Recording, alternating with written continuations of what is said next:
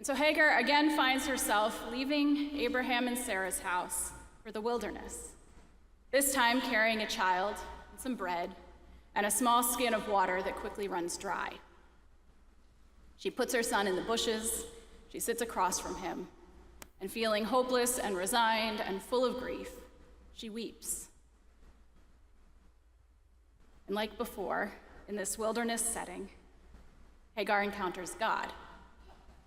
An angel calls to her this time, "Hagar, do not be afraid, for God has heard the voice of the boy where he is." Ishmael was also crying, and God hears. Again, it helps to know the Hebrew here. The name Ishmael means God has heard. And so now this thing, the meaning of his name is becoming true again. The angel is reminding Hagar, don't be afraid, for God has heard the voice of Ishmael, whose very name means God has heard. And like being seen gave Hagar strength, being heard also gives her what she needs at this point in her journey. It opens her eyes, and she sees a well of water ahead of her, which gives them plenty to drink. God hears, and being heard prepares her to see the thing that God wanted her to see, that well. And I'm going to do one more Hebrew thing here, because there's so much in the Hebrew that is really fun and helpful in drawing out the meaning of the text. In Hebrew, the word for eye and the word for well are the same word. It's ayin. And so God opens Hagar's ayin to see the ayin, opens her eyes to see the well. Her encounter with God helps her see the thing that she needed to see in that very moment, which was the well. I just love this story. It's a tough one, but a rich one.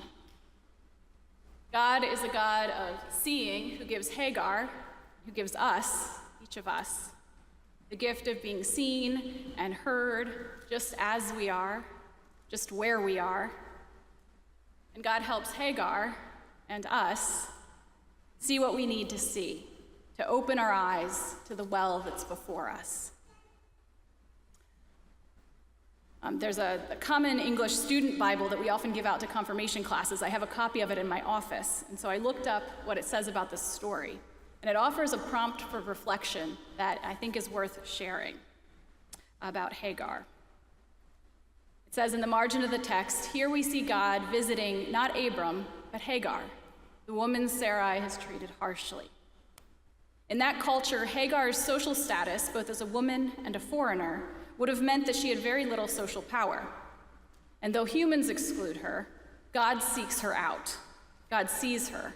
And God makes a promise of blessing to her, similar to the promise that God made to Abram and Sarai. Think about today's world. Who are the unseen people? Who are you failing to see? Where will you find God?